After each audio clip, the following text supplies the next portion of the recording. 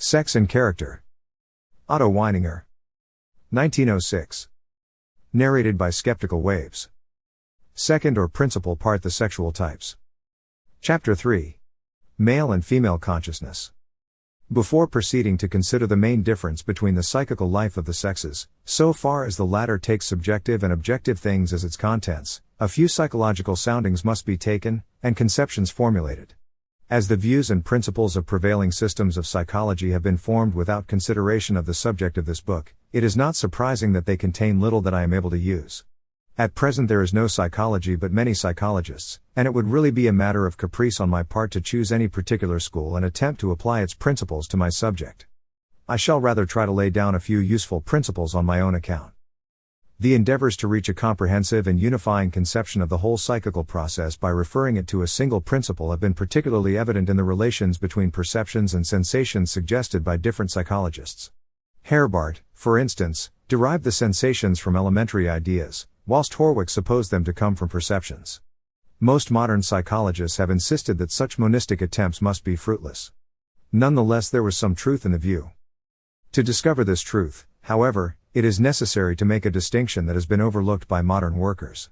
We must distinguish between the perceiving of a perception, feeling of a sensation, thinking a thought from the later repetitions of the process in which recognition plays a part. In many cases this distinction is of fundamental importance. Every simple, clear, plastic perception and every distinct idea, before it could be put into words, passes through a stage, which may indeed be very short, of indistinctness. So also in the case of association. For a longer or shorter time before the elements about to be grouped have actually come together, there is a sort of vague, generalized expectation or presentiment of association. Leibniz, in particular, has worked at kindred processes, and I believe them to underlie the attempts of Herbart and Horwich. The common acceptance of pleasure and pain as the fundamental sensations, even with Wundt's addition of the sensations of tension and relaxation, of rest and stimulation, makes the division of psychical phenomena into sensations and perceptions too narrow for due treatment of the vague preliminary stages to which I have referred.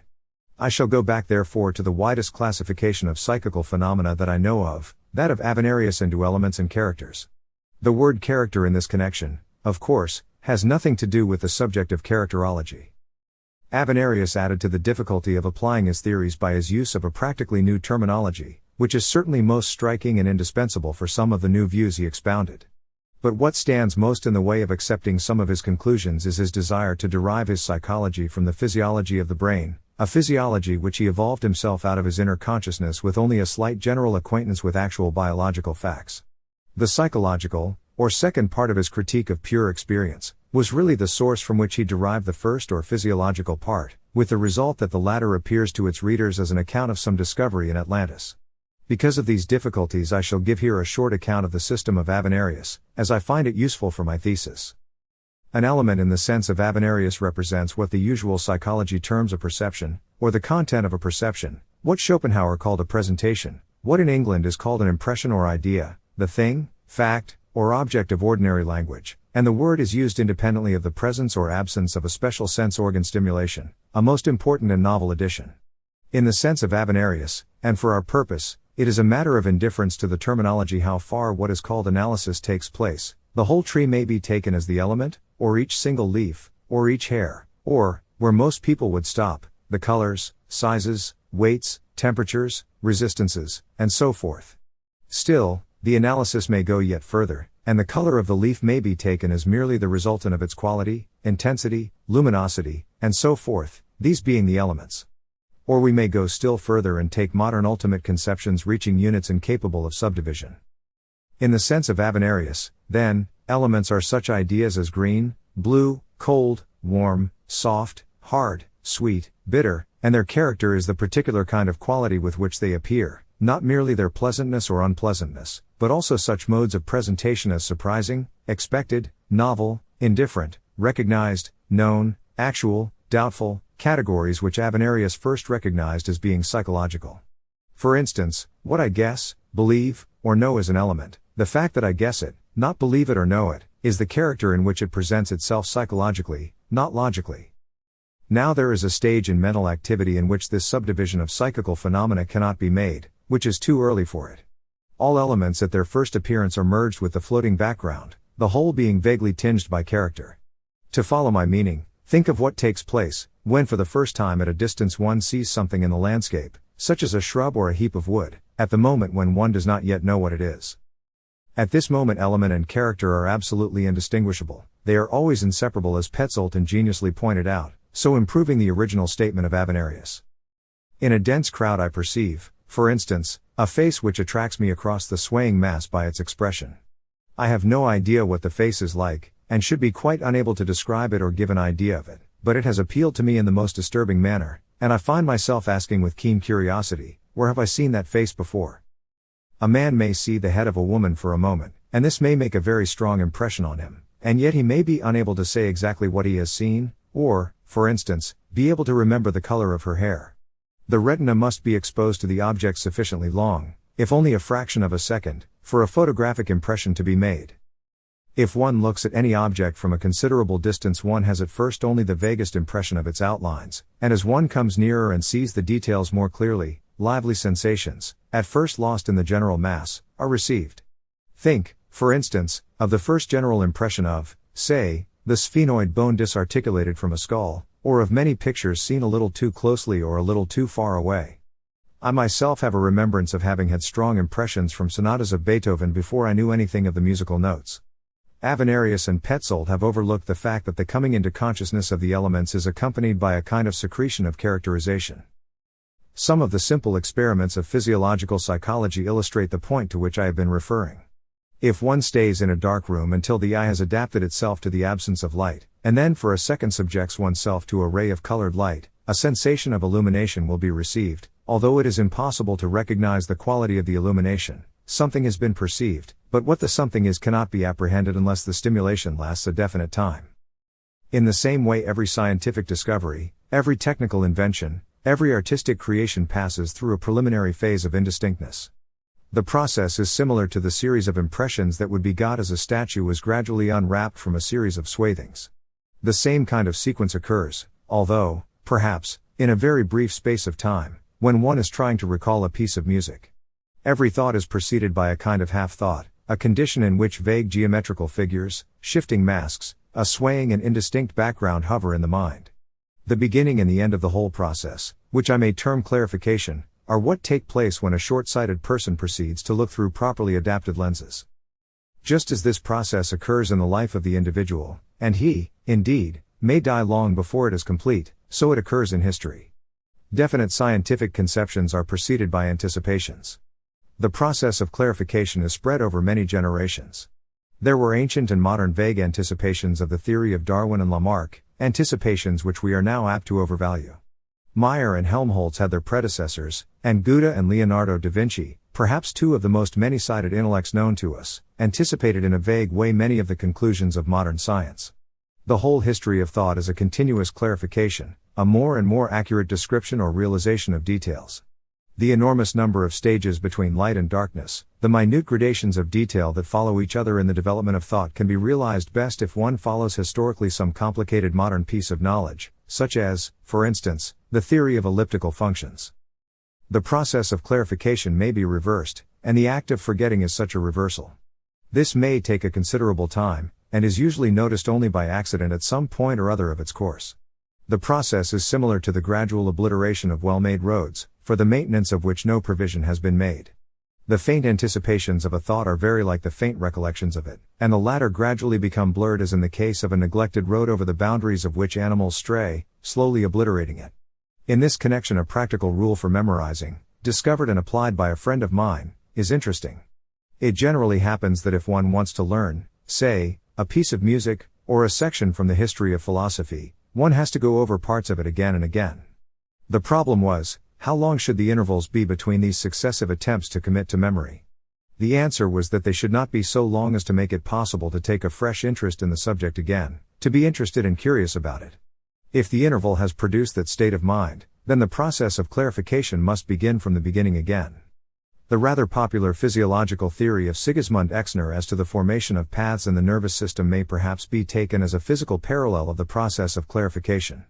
According to the theory, the nerves, or rather the fibrils, make paths easy for the stimulations to travel along, if these stimulations last sufficiently long or are repeated sufficiently often. So also in the case of forgetting, What happens is that these paths or processes of the nerve cells atrophy from disuse. Avenarius would have explained the above processes by his theory of the articulation of the fibers of the brain, but his physical doctrine was rather too crude and too simple for application to psychophysics. Nonetheless, his conception of articulation or joining is both convenient and appropriate in its application to the process of clarification, and I shall employ it in that connection. The process of clarification must be traced thoroughly in order to realize its importance, but for the moment, it is important to consider only the initial stage. The distinction of Avenarius between element and character, which later on will become evident in a process of clarification, is not applicable to the very earliest moments of the process. It is necessary to coin a name for those minds to which the duality of element and character becomes appreciable at no stage of the process. I propose for psychical data at this earliest stage of their existence the word henid, from the Greek nous, because in them it is impossible to distinguish perception and sensation as two analytically separable factors, and because, therefore, there is no trace of duality in them. Naturally, the henid is an abstract conception and may not occur in the absolute form. How often psychical data in human beings actually stand at this absolute extreme of undifferentiation is uncertain and unimportant, but the theory does not need to concern itself with the possibility of such an extreme. A common example from what has happened to all of us may serve to illustrate what a henid is. I may have a definite wish to say something particular, and then something distracts me, and the it I wanted to say or think has gone. Later on, by some process of association, the it is quite suddenly reproduced, and I know at once that it was what was on my tongue, but, so to speak, in a more perfect stage of development. I fear lest someone may expect me to describe exactly what I mean by henid. The wish can come only from a misconception. The very idea of a henid forbids its description, it is merely a something. Later on, identification will come with a complete articulation of the contents of the henid, but the henid is not the whole of this detailed content, but is distinguished from it by a lower grade of consciousness, by an absence of, so to speak, relief, by a blending of the die and the impression, by the absence of a central point in the field of vision. And so one cannot describe particular henids, one can only be conscious of their existence. Nonetheless, henids are things as vital as elements and characters. Each henid is an individual and can be distinguished from other henids. Later on I shall show that probably the mental data of early childhood, certainly of the first 14 months, are all henids, although perhaps not in the absolute sense. Throughout childhood these data do not reach far from the henid stage. In adults there is always a certain process of development going on. Probably the perceptions of some plants and animals are henids. In the case of mankind the development from the henid to the completely differentiated perception and idea is always possible, although such an ideal condition may seldom be attained. Whilst expression in words is impossible in the case of the absolute henid, as words imply articulated thoughts, there are also in the highest stages of the intellect possible to man some things still unclarified and, therefore, unspeakable. The theory of henids will help in the old quarrel between the spheres of perception and sensation, and will replace by a developmental conception the ideas of element and character which Avenarius and Petzold deduced from the process of clarification. It is only when the elements become distinct that they can be distinguished from the characters. Man is disposed to humors and sentimentalities only so long as the contours of his ideas are vague. When he sees things in the light instead of the dark, his process of thinking will become different. Now, what is the relation between the investigation I have been making and the psychology of the sexes? What is the distinction between the male and the female? And to reach this has been the object of my digression, in the process of clarification. Here is my answer. The male has the same psychical data as the female, but in a more articulated form, where she thinks more or less in henids, he thinks in more or less clear and detailed presentations in which the elements are distinct from the tones of feeling. With the woman, thinking and feeling are identical, for man they are in opposition. The woman has many of her mental experiences as henids, whilst in man these have passed through a process of clarification. Woman is sentimental, and knows emotion but not mental excitement. The greater articulation of the mental data in man is reflected in the more marked character of his body and face, as compared with the roundness and vagueness of the woman. In the same connection it is to be remembered that, notwithstanding the popular belief, the senses of the male are much more acute than those of the woman. The only exception is the sense of touch, an exception of great interest to which I shall refer later. It has been established, moreover, that the sensibility to pain is much more acute in man, and we have now learned to distinguish between that and the tactile sensations. A weaker sensibility is likely to retard the passage of mental data through the process of clarification, although we cannot quite take it for granted that it must be so.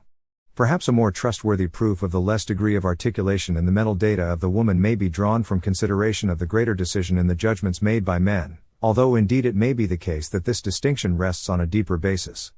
It is certainly the case that whilst we are still near the henid stage, we know much more certainly what a thing is not than what it is. What Mach has called instinctive experience depends on henids. While we are near the henid stage, we think round about a subject, correct ourselves at each new attempt, and say that that was not yet the right word. Naturally, that condition implies uncertainty and indecision in judgment. Judgment comes towards the end of the process of clarification. The act of judgment is in itself a departure from the henid stage. The most decisive proof for the correctness of the view that attributes henids to woman and differentiated thoughts to man, and that sees in this a fundamental sexual distinction, lies in the fact that wherever a new judgment is to be made, not merely something already settled to be put into proverbial form, it is always the case that the female expects from man the clarification of her data, the interpretation of her henids. It is almost a tertiary sexual character of the male, and certainly it acts on the female as such, that she expects from him the interpretation and illumination of her thoughts. It is from this reason that so many girls say that they could only marry, or, at least, only love a man who was cleverer than themselves, that they would be repelled by a man who said that all they thought was right, and did not know better than they did. In short, the woman makes it a criterion of manliness that the man should be superior to herself mentally, that she should be influenced and dominated by the man, and this in itself is enough to ridicule all ideas of sexual equality. The male lives consciously, the female lives unconsciously. This is certainly the necessary conclusion for the extreme cases. The woman receives her consciousness from the man. The function to bring into consciousness what was outside it is a sexual function of the typical man with regard to the typical woman, and is a necessary part of his ideal completeness. And now we are brought up against the problem of talent. The whole modern woman question appears to be resolving itself into a dispute as to whether men or women are more highly gifted. As the question is generally propounded, there is no attempt to distinguish between the pure types of sex. The conclusions with regard to these that I have been able to set forth have an important bearing on the answer to the question.